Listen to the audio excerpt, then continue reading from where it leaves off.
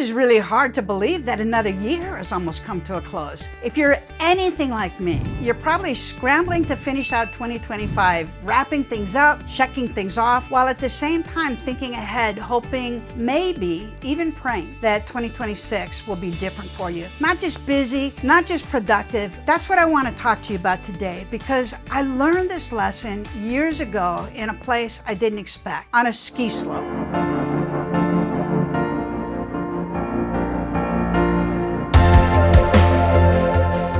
A few years ago, a friend of mine named Mike, he invited me to go skiing with him. Now, Mike was in his early 20s, he worked at the resort, and he'd been skiing since he was a little kid. I, on the other hand, I was about 20 years older than Michael, and just an average skier, mediocre at best. There was a pretty big gap. That day, we took the chairlift to the top of the mountain, and I remember Mike turning to me and saying, "Hey, Jane Ann, just follow me." Well, before I really had time to think about it, I found myself standing at the top of one of the most advanced runs on that mountain. It was steep, there were trees, and there were moguls everywhere. And I remember looking down thinking, this is not gonna go well for me. And then I pushed myself off, fell almost immediately, and tumbled down the mountain. About halfway down, I brushed off the snow, I took my skis off, and I walked the rest of the way down. It took me about an hour. I was so discouraged. By the time I reached the bottom, I was ready to quit for the day. Honestly, maybe quit skiing altogether, because I'd been stuck at that same level for years, and I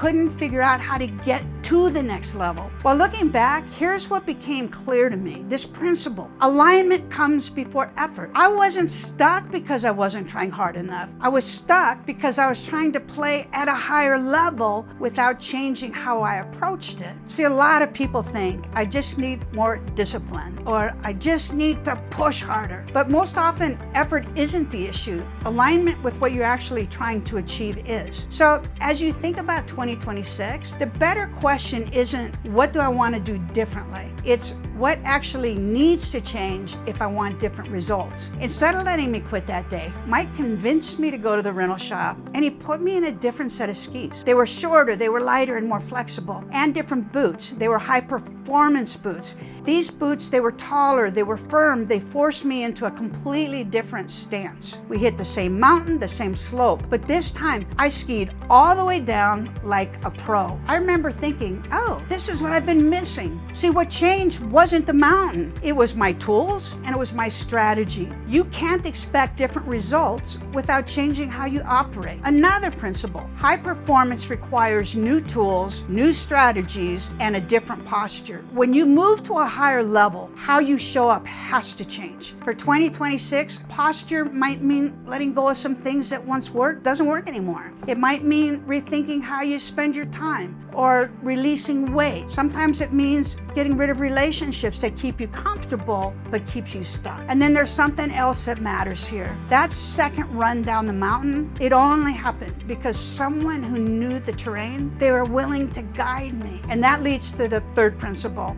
We weren't meant to do this alone. Every meaningful shift in my life came with the help of a mentor, a coach, a guide, sometimes a pastor, someone who could see what I couldn't yet see and encourage me to push past my current threshold. If you want 2026 to be different, ask yourself, who's speaking into my life? Who challenges me, not just supports me? See, that ski trip happened just months before I left my job of 16 years to start my first business. Looking back, I can see how God was preparing me, not by removing the mountain, but by preparing me to navigate it. Sometimes God doesn't change the terrain. He changes how we move through it. There's a verse that I've leaned on for years. It's Proverbs 3, 5, and 6. It's trust in the Lord with all your heart and lean not on your own understanding. In all your ways, acknowledge Him, and He will make your paths straight. Sometimes trusting God means being willing to adjust your stance, even when it's awkward, even when it feels unfamiliar.